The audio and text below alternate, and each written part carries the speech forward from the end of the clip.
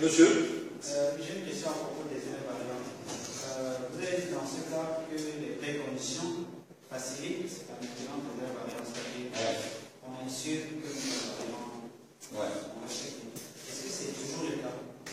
Ça doit être toujours le cas. Est-ce qu'il n'y a pas de cas, par exemple, où les préconditions ne sont pas forcément nécessaires, mais où c'est les post-conditions qui importent le plus? Non, la post-condition, c'est comment est-ce qu'on va agir sur l'état. En fait, la post-condition, ça dénote, si vous voulez, la nature de l'opération. L'opération, lorsqu'il va s'exécuter, il va découler sur quoi? Qu'est-ce qu'il va entraîner? Mais le plus important dans ce scénario-là, c'est les préconditions. Les préconditions constituent votre ceinture sécurité. Les préconditions.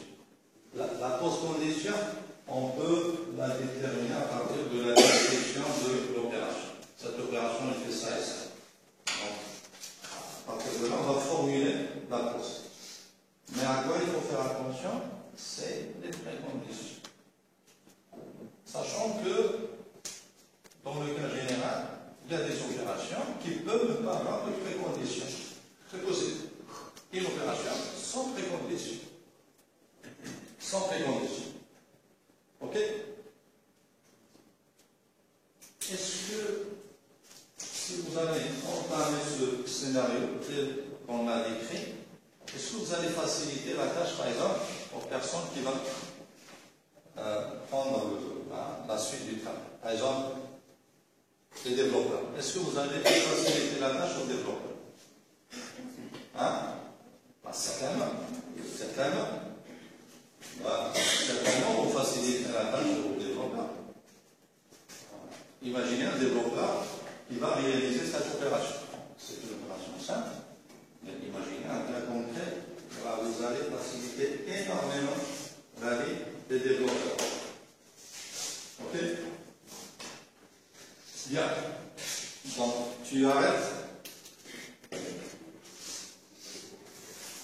Un exemple plus détaillé, on va dire, un peu plus robuste que le premier. Et c'est toujours dans le cadre des systèmes d'exploitation. Donc, c'est un exemple. Donc,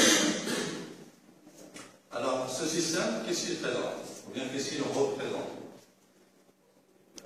C'est intitulé bloc 1, un gestionnaire de blocs au niveau d'un système d'exploitation. Dans un système d'exploitation, vous savez qu'il y a les données qui sont stockées sur des fichiers. Et les fichiers sont stockés sur des blocs mémoire. Un fichier peut occuper plusieurs blocs. Un fichier peut occuper plusieurs blocs mémoire. Alors, dans ce système-là, on distingue les parties suivantes. La partie en haut à gauche, c'est les blocs non utilisés. Un bloc. À droite, ici, c'est les blocs utilisés. Et en bas, vous avez une file. Vous avez une file. Hein? Une file data. Donc, keyword for unused block. L'idée, c'est quoi? Les blocs, ils sont utilisés à un certain moment, ils ne seront plus utilisés. Ils ne seront plus